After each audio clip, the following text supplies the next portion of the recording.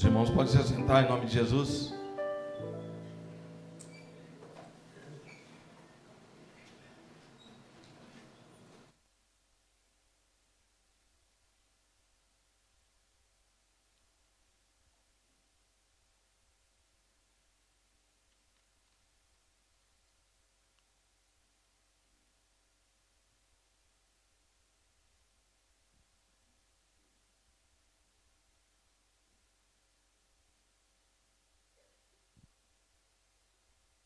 Saúde a igreja com a paz do Senhor. Uma boa noite a todos. Hoje é terça-feira de campanha e aqui está a caixa que normalmente os irmãos, as irmãs, o visitante coloca os seus pedidos aqui. E nós temos oração também pela vida de Valéria Jatobá, que vai fazer uma cirurgia terça-feira. E os pedidos que muitos de vocês colocaram aqui. Amém? Então, onde você está aí sentado, curva sua fronte em nome de Jesus. E eu convido você a orar comigo. O Senhor já está aqui. Ele já foi entronizado através dos louvores, das nossas orações. O Senhor Jesus, Ele já está aqui. Ele está nos contemplando. Ele recebeu os nossos louvores. E agora, vamos orar, falar com Ele. Amém? Senhor meu Deus e Pai, em nome de Jesus, obrigado por mais um dia. Obrigado, Senhor, por mais um privilégio de estar aqui na Tua casa, Senhor. Cada um de nós podemos louvar o Teu nome, Senhor. Pai, em nome de Jesus, obrigado pela Tua presença em nosso meio.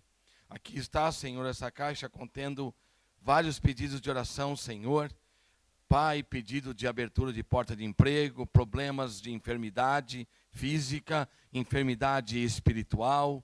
Senhor, em nome de Jesus, problemas familiares, tantos problemas, Senhor. Pai, pessoas que desejam ministério, pessoas que estão se consagrando a Ti e precisam de resposta de Ti, Senhor.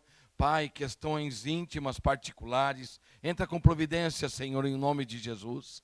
Pai, se eventualmente entrou alguém aqui em nosso meio que está enfermo, Senhor, Pai, a Tua palavra limpa, Senhor, a Tua presença liberta, cura, salva, Senhor.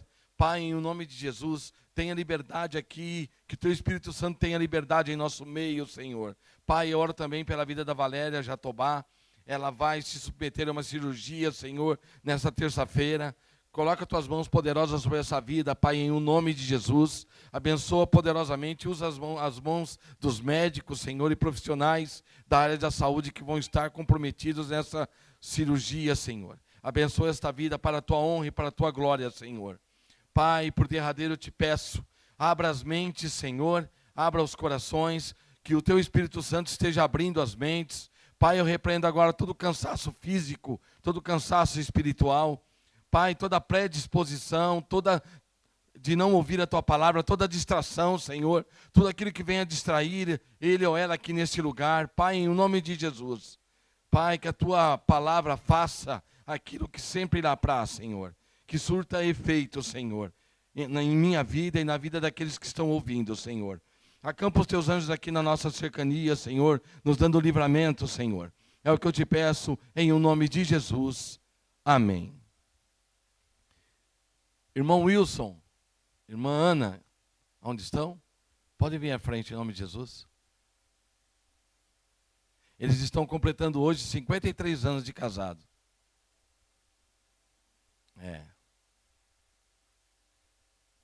Alguém me disse esses dias que hoje em dia os casamentos não duram muito, porque o casamento requer renúncia. E na nossa sociedade, cada um vive para si. As pessoas, o meu carro, a minha casa, o meu salário, enfim. O mundo aí fora está muito individualista. E as pessoas são criadas dessa forma. E aí quando se casam, encontram um parceiro ou uma parceira, aí vivem na mesma casa as duas pessoas. Mas são duas pessoas que ocupam o mesmo espaço, mas estão separados.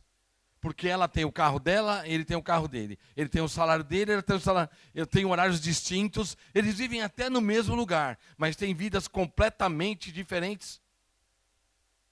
E vocês, pelo pouco que eu conheço vocês, são um exemplo para mim. E espero que seja um exemplo. Vocês querem dizer alguma coisa antes da oração? Não? Agradecer a Deus a cada momento da minha vida, do nosso casamento. Meus filhos, meus netos, são todos bênçãos. Tenho 3 filhos, um do coração. Tenho 8 netos, 2 casados, são 10 agora. Eu agradeço a Deus a cada momento da minha vida, pela nossa felicidade, pela paz da nossa vida, nosso lar. Que sirva de exemplo para cada um, porque a gente passa pelas dificuldades, gente, mas eu agradeço a Deus e peço sabedoria todo dia, cada momento da minha vida eu agradeço. A tudo, a Deus, nosso Senhor. Desculpa que eu estou muito emocionada. Os irmãos se coloquem em pé. Vamos orar por esse casal. Se de repente você está enfrentando uma situação no seu casamento, na sua união, não desista. Vale a pena. O casamento é algo muito lindo, que foi instituído por Deus. E vale a pena investir. Estar junto com a pessoa que a gente ama é muito importante. E Deus trabalha muito nas nossas vidas. Eu peço que você ore comigo, em nome de Jesus, por este casal. Amém? Cubra sua fronte e ore comigo. Senhor, meu Deus e Pai, ainda na Tua presença, mais uma vez, na Tua presença. Eu e a Tua igreja, meus irmãos, minhas irmãs, os visitantes, oramos agora, Senhor, intercedemos e agradecemos pela vida do Wilson e da Ana. Este casal está há 53 anos juntos, Senhor. E o Senhor conhece, Pai, a vida deles, desde que eles foram gerados nos ventres de suas respectivas mães. Pai, eles se uniram em casamento e geraram filhos, hoje netos. Tem uma família abençoada, Senhor. Problemas todas as famílias têm, porque relacionamentos humanos geram problemas. Mas, Senhor, eles são uma prova viva de que estão investindo, Senhor, na família. Que a família é uma bênção que o Senhor constituiu. Que estar juntos em família é uma bênção, Senhor. Pai, abençoa a vida espiritual desse casal. Abençoa, Senhor, a saúde física deles, dando-lhes graça para poder ver os filhos dos seus filhos, Senhor. Pai, que eles continuem sendo uma bênção que são aqui na sua casa, como exemplo e como trabalhadores da tua seara, Senhor. Pai, acampa um anjo na casa deste casal, Senhor, dando livramento, dando graça, trazendo momentos de alegria, Senhor, porque o casamento, seja qual for, carece de momentos de alegria, Senhor. Obrigado por estes 53 anos juntos e que eles possam viver muito tempo junto ainda, Senhor. Um auxiliando o outro, um amparando e amando o outro, Senhor. Pai, que se eventualmente há alguém aqui com problema no casamento, Senhor, que o Teu Espírito Santo possa tocar, Senhor, e ver este exemplo, Senhor, que o Senhor faz um casamento a 3, o casal e a Tua presença, Senhor. E isto é muito bom. Em nome de Jesus nós oramos. Amém. Pode? Eu quero também, muitos não sabem, quando a Sheila nasceu, ela tem mais 5 irmãos, e nós cuidamos deles 10 anos, alimentação, escola, educação. Então, não foi só 4 que eu criei 9, entendeu? Durante 10 anos, tive 9 filhos, e hoje eles continuam nossos filhos, uma família abençoada, eles me amam e eu amo muito eles. E ela é minha sobrinha, então, mais 5 sobrinhos. Somos muito felizes por tudo. E que sirva de exemplo, gente, porque é difícil, é luta. Mas a gente, com Deus, a gente segue. Hoje eu olho para trás e não acredito que eu passei por tudo isso. Eu agradeço muito a Deus por tudo de bom. Só bênção. Muito obrigada, Senhor. Eu agradeço. Glória a Deus. Os irmãos podem. Amém. Deus abençoe. A igreja pode se assentar em nome de Jesus. Glória a Deus. Abram as suas Bíblias.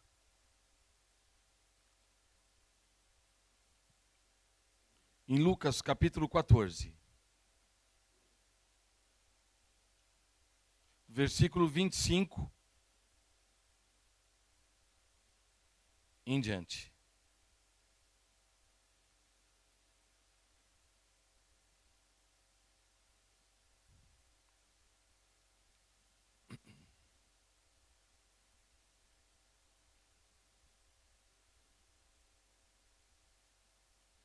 O Evangelho de Lucas, capítulo 14, do versículo 25 em diante. A parábola acerca da providência.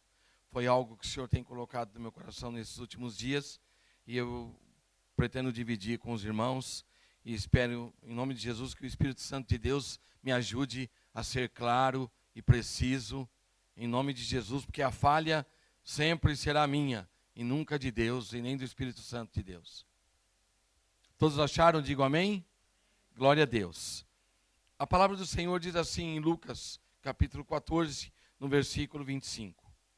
Ora, ia com ele uma grande multidão, e voltando-se, disse-lhe: se alguém vier a mim e não aborrecer a seu pai, e mãe, e mulher, e filhos, e irmãos, e irmãs, e ainda também a sua própria vida, não pode ser meu discípulo. Pois qual de vós, querendo edificar uma torre, não se assenta primeiro a fazer as contas dos gastos, para ver se tem com que acabar?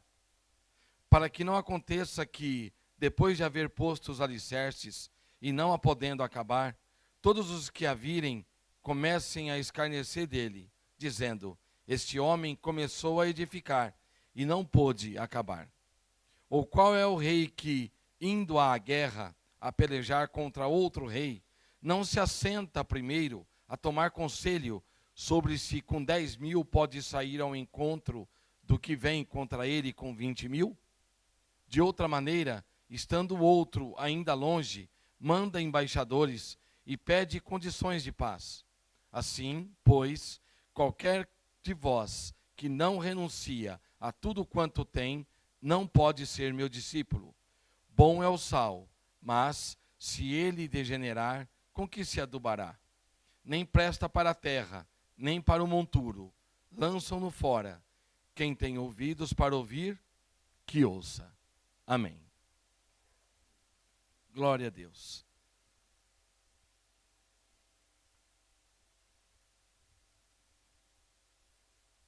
O Senhor tem falado muito ao meu coração a respeito de prudência, de andar com Cristo, andar com Ele, a vida cristã, cercada de prudência, cercada de cuidados. E aqui nessa parábola acerca da providência, embora apareçam assuntos diferentes, nós vemos que o Senhor Jesus, ele estava indo com uma grande multidão, porém ele conhecia todos que estavam ali. E ele sabia que apesar da multidão ser muito grande, ele sabia que muitos estavam ali porque ele tinha a fama de que multiplicava pães, multiplicava peixes. Porque muitos também desejavam, como judeus, um general ou um libertador, alguém que viesse libertá-los do jugo do imperador romano. Então ele sabia que muitos esperavam que ele chegasse lá em Jerusalém, pondo para acabar, destituindo poderes, e algo ia acontecer. Então Jesus sabia que as pessoas tinham uma visão deturpada do reino que ele estava anunciando. Ele sabia que muitos tinham uma visão deturpada sobre a sua pessoa, sobre o seu ministério. Ele sabia que, apesar dele falar, dele pregar, dele ensinar, dele exortar, dele curar, dele fazer milagres, dele operar maravilhas, ele sabia que a maioria da multidão tinha uma visão totalmente deturpada a respeito da pessoa dele, a respeito do ministério dele, e muito acima disso, dos resultados que esse ministério, do que esse reino poderia trazer. E ele fala, olha, aquele que amar menos, aquele que não amar menos o seu pai, a sua mãe e os seus irmãos do que a mim, do que a Deus, não pode ser meu discípulo. Aquele que amar mais a sua vida do que a mim, do que ao reino de Deus, não vai poder ser meu discípulo. Olha, você tem que pensar bem para me seguir. Em outras palavras, ele estava falando assim para aquele povo: vocês, para me seguir, vocês precisam ver bem o que vocês estão fazendo. Prestem bem atenção, porque qual é o homem que começa a construir uma torre? No caso aqui no Evangelho, ele não explica se é uma torre para armazenar alimento, mais conhecido como silo, ou uma edificação que ia servir para moradia. Isso é de só menos importância. Mas ele fala, qual é o homem que começa a edificar uma torre e não se assenta primeiro a fazer as contas dos gastos, para ver se tem com o que acabar. Para que não aconteça que depois de haver posto os alicerces e não a podendo acabar, todos os que virem comecem a escarnecer dele, dizendo: este homem começou a edificar e não pôde acabar.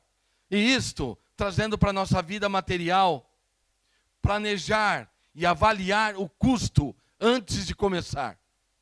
Muitas pessoas, é comum na nossa vida, no dia a dia, você vê que uma pessoa começa a reforma de uma casa.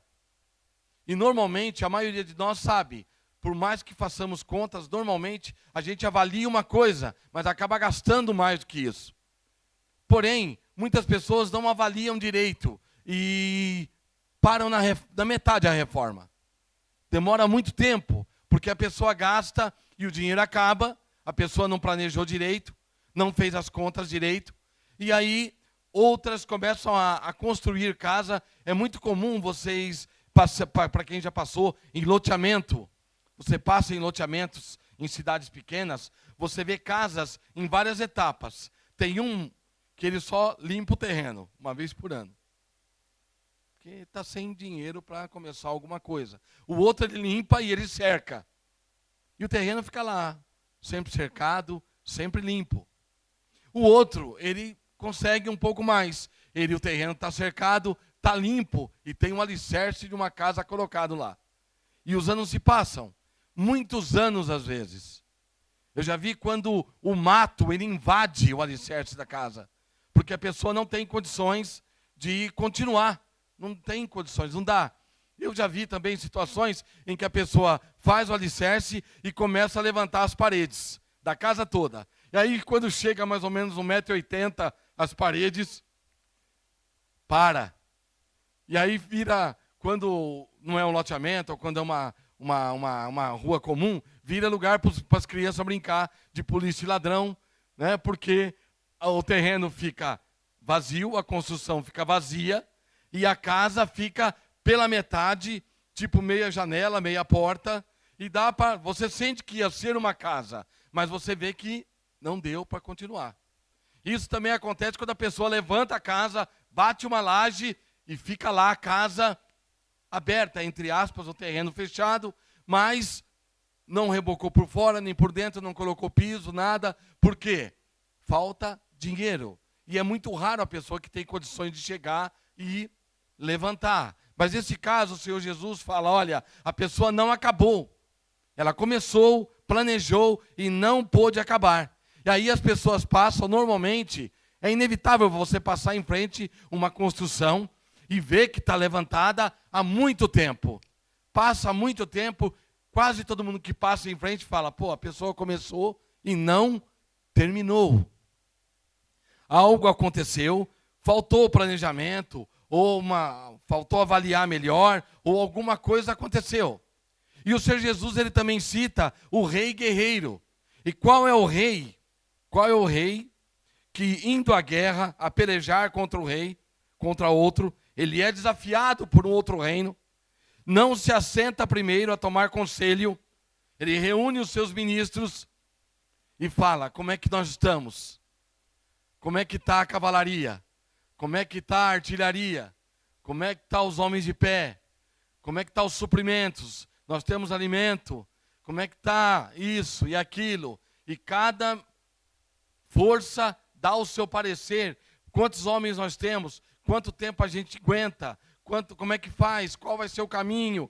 E tudo mais. Qual é o mapa do terreno? Qual vai ser a estratégia? Quantos homens tem o inimigo? Como é que eles vêm? Como é que eles estão? Manda-se espia, não manda espia. Hoje em dia chamam espiões, né? Manda-se espião ou não para ver como é que está.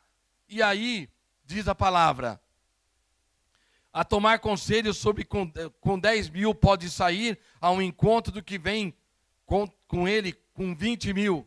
De outra maneira, estando o outro ainda longe, manda embaixadores e pede condições de paz. Assim, pois, qualquer de vós que não renuncia a tudo quanto tem, não pode ser meu discípulo. Avaliar as possibilidades de sucesso e tomar uma atitude. E estar disposto a voltar atrás, a retroceder, a renunciar. Esse rei, quando ele percebe que o outro vem para cima dele com 20.000 homens, ele só tem 10, ele vê que ele não tem condições de guerrear, existe a hipótese de mandar uma comissão de embaixadores e pedir paz. E isso, muitas vezes em nossa vida, quando nós estamos numa empreitada ou numa situação, algum problema particular, existe a condição de nós reconsiderarmos, pararmos para pensar e dizer, será que nós estamos certos? Será que vale a pena ir adiante? Porque muitas vezes nós começamos algumas coisas em nossas vidas e nós até fazemos uma ideia do que vai acontecer. Porém, falta de discernimento espiritual, não conversamos, não consultamos a Deus. Em alguns casos até por teimosia, que eu já conheci alguns casos, a pessoa parece que sabe que não vai dar certo, mas ela continua, e como diz o ditado, ela dá com os burros na água. Mas ela vai até o fim. Todo mundo ao redor sabia a história, sabia que não ia dar certo. Pessoas até avisaram, mas a pessoa parece que vai até o fim, mesmo sabendo que aquilo não vai dar certo. E existem momentos em nossa vida, meu irmão, minha irmã, você que nos visita essa noite, de repente você está numa empreitada, você está num projeto, você está fazendo algo, e há a possibilidade disso não dar certo.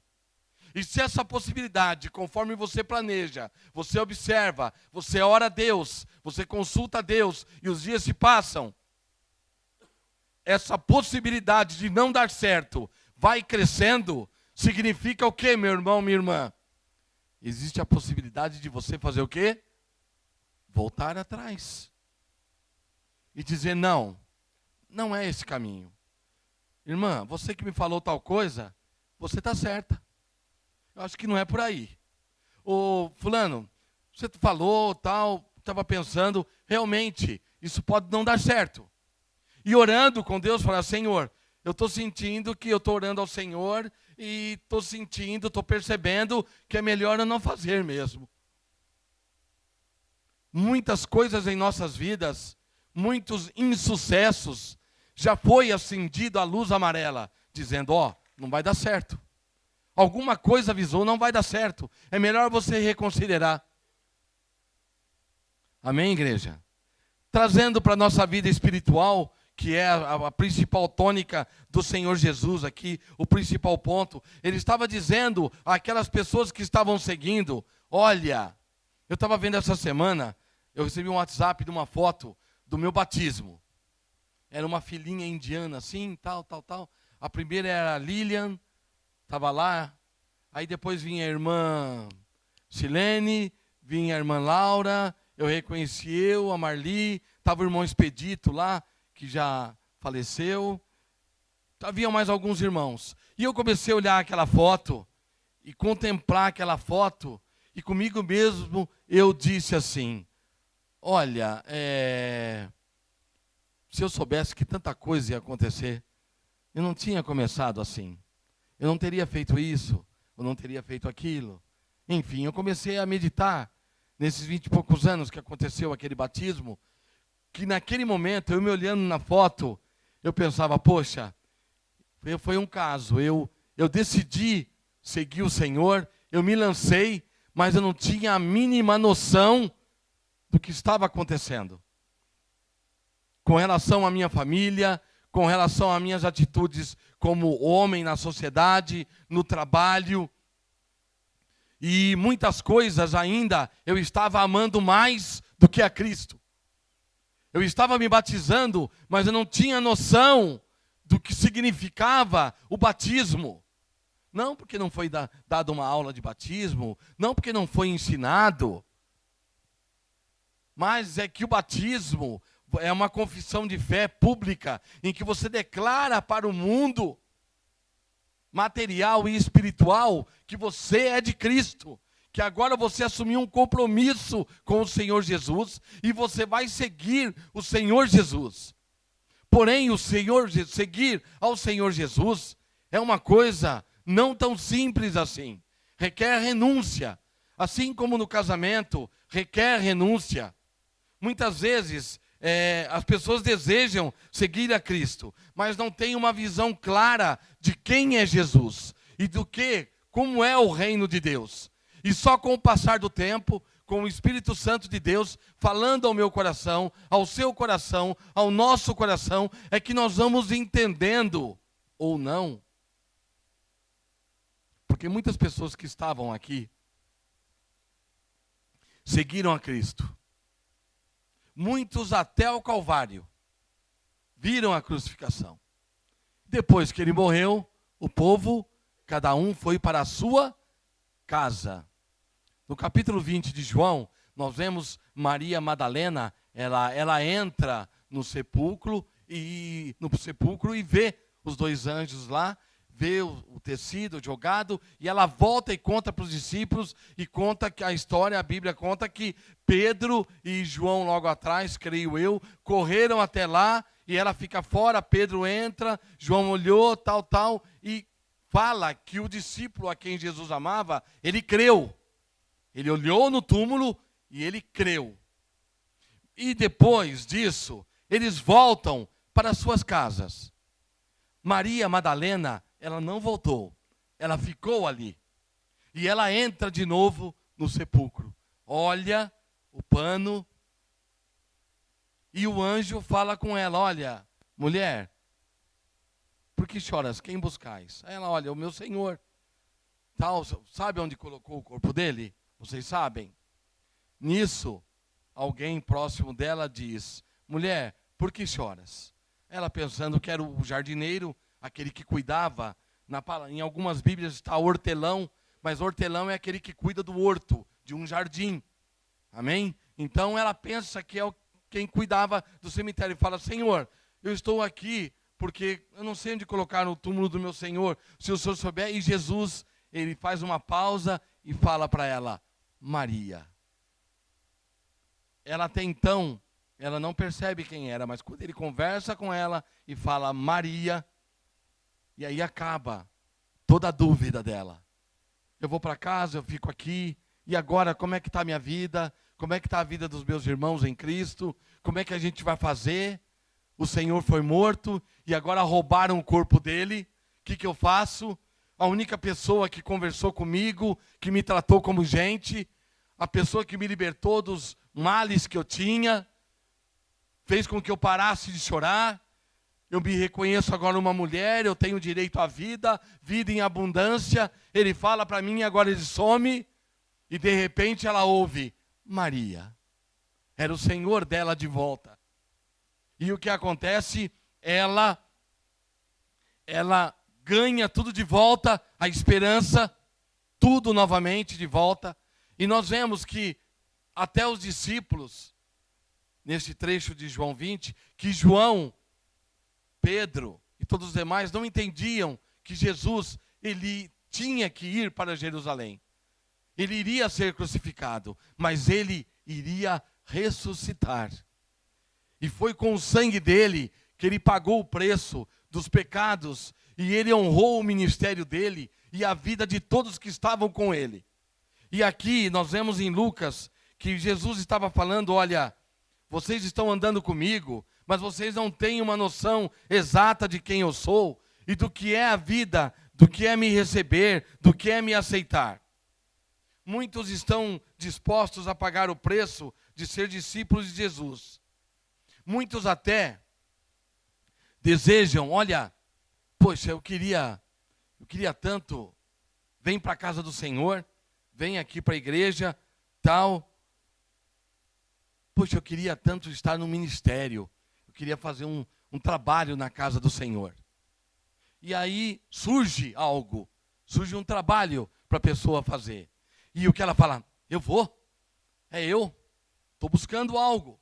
Só que aí a pessoa assume aquele trabalho, assume, digamos, aquele ministério. E os dias se passam. Tem horário para cumprir, tem lugar para ir, tem isso para fazer, tem aquilo outro para fazer, tem uma vida de oração, uma vida de santificação, tem o contato e o relacionamento das pessoas que estão naquele ministério. E passado o tempo, a pessoa para e pensa, aonde é que eu fui amarrar meu jegue? que eu fui fazer? Não é bem isso que eu queria. Esse ministério aqui não é isso que eu queria. Está entendendo, igreja? Poxa, porque a pessoa não avaliou, ela não parou para pensar. Será que é isso que Deus quer para mim? Será que eu tenho dom para estar nessa área? Será que é isso que Deus deseja para mim? Será que eu vou ser útil ali? E aí o que acontece? A pessoa, ela mal entrou, passado um tempo, ela abandona o serviço naquele ministério. Aí pode vir os comentários, foi por falta de oportunidade, foi por falta disso, ou por falta daquilo. Quando a pessoa, ela assume um determinado trabalho, e o Espírito Santo testifica no coração dela o que ela está fazendo, ela não abandona. Porque o Espírito Santo de Deus trabalha na vida dessa pessoa antes, durante e depois. E a pessoa sabe o que ela está fazendo. Silêncio, ó. Olha que silêncio. Porque quando a gente diz, olha, eu estou vendo agora, minha irmã, que o Senhor está dando um ministério tal, aí tem glória a Deus, tem aleluia, tem reteté.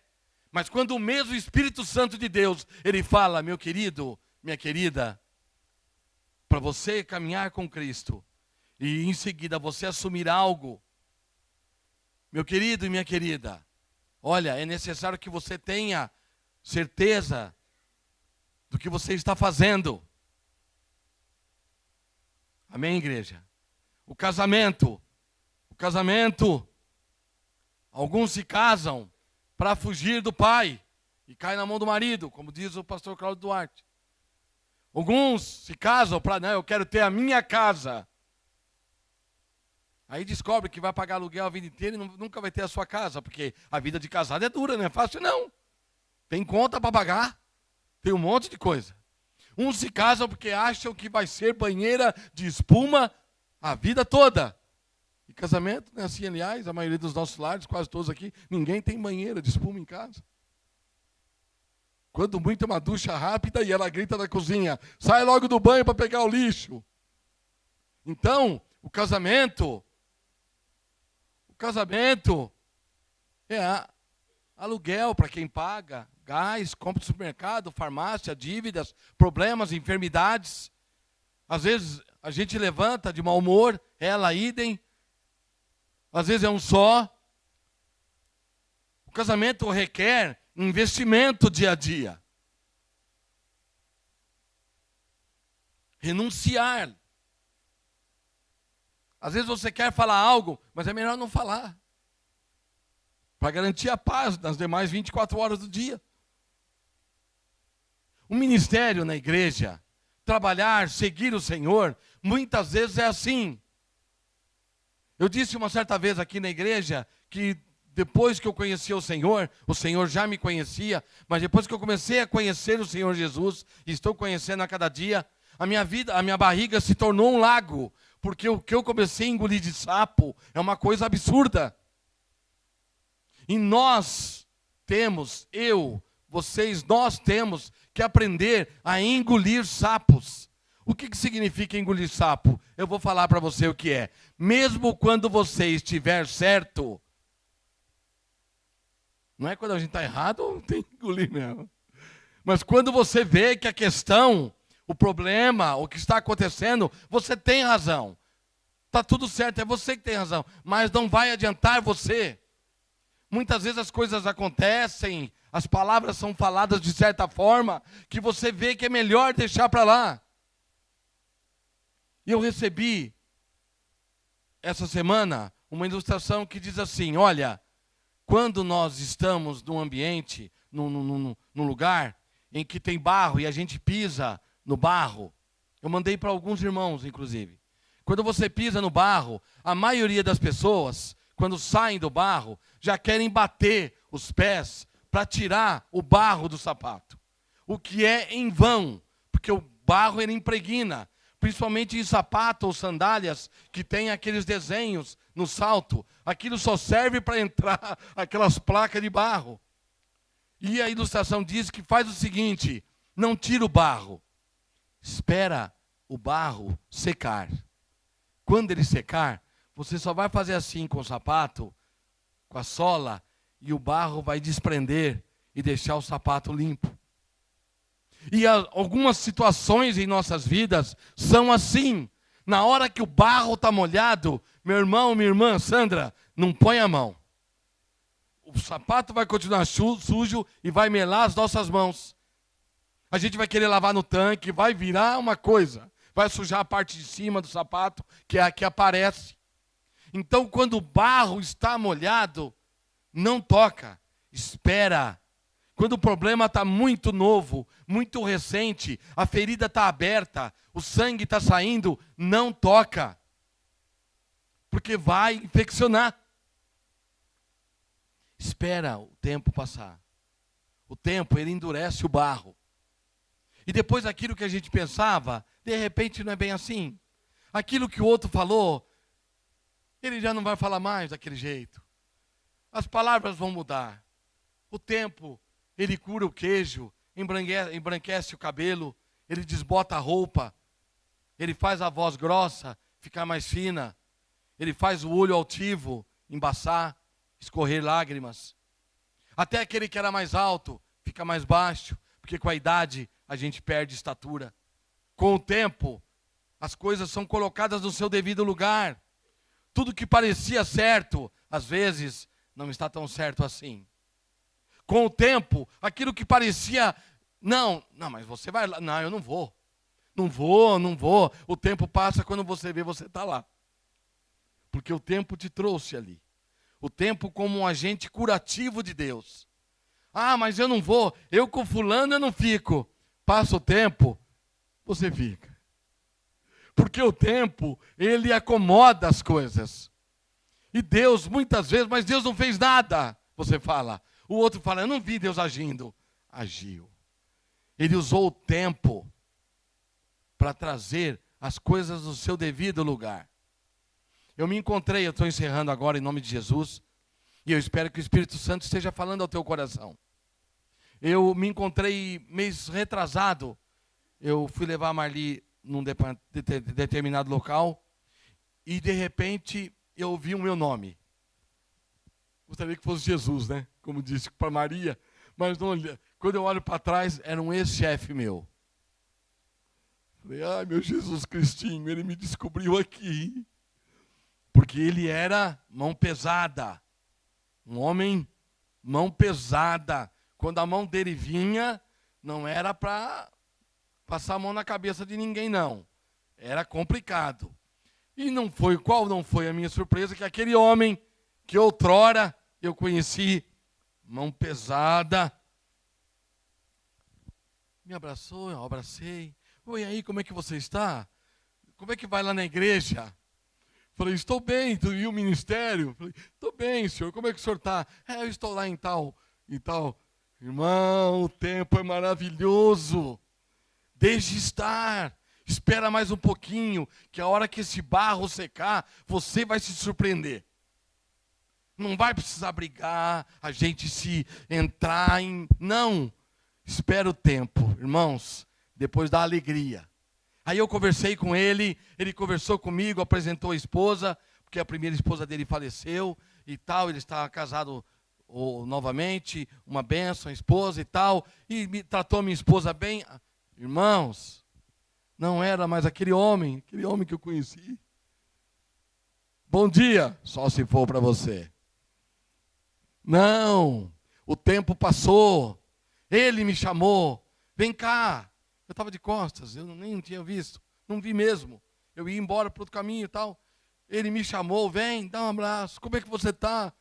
Irmãos, o tempo foi bom para ele, foi bom para mim, foi bom para nós.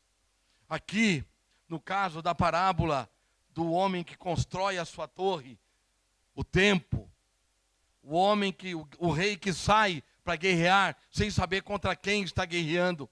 Eu não sei qual é o plano que você tem para este ano de 2017. Nós estamos aqui no 5º mês, ainda muita coisa vai acontecer de boa em nossas vidas, em nome de Jesus.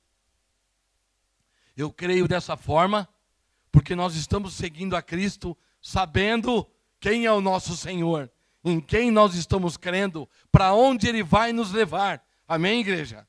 Então, desta forma, o que vai acontecer? Tudo o que acontecer, o Senhor Jesus vai estar do nosso lado, dizendo, olha, foi para isso que eu fiz. Por um acaso eu esconderei do meu servo Marcel o que eu vou fazer? Fazendo uma analogia, o Senhor, Ele não esconde dos seus servos fiéis o que Ele está fazendo, o que Ele vai fazer. Ele vai te revelar. Está nebuloso agora, está meio escuro agora, mas eu creio nesta revelação do Senhor para mim e para vocês. Amém? O Senhor não vai nos deixar confundidos, envergonhados. O tempo vai passar, o barro vai secar e as coisas no devido lugar vão ficar. Amém? Os irmãos se coloquem em pé em nome de Jesus. Eu espero que você leve para casa esta palavra. Se você tiver tempo, medite um pouco em Lucas 14, dá uma lida. Lê lá também João capítulo 20, quando Jesus fala com Maria Madalena. É uma bênção. Medite em sua casa. E enquanto isso, o barro vai estar secando. Amém, igreja? Hoje é terça-feira de campanha. Então, após a impetração da bênção, se você desejar uma oração, os irmãos, as irmãs estarão aqui na frente, orando por você. Amém? Curva sua fronte, suas mãos ao céu, e que o amor de Deus e a paz do Senhor Jesus, aleluias, aleluias, as consolações sem fim do Espírito Santo de Deus esteja sobre as nossas vidas, agora e para todo sempre. Amém. Glória a Deus. Se despeça do seu irmão da esquerda, da direita. Que os irmãos tenham uma boa semana, uma boa noite, em o nome de Jesus. E que o Espírito Santo de Deus continue falando ao seu coração, em o nome de Jesus.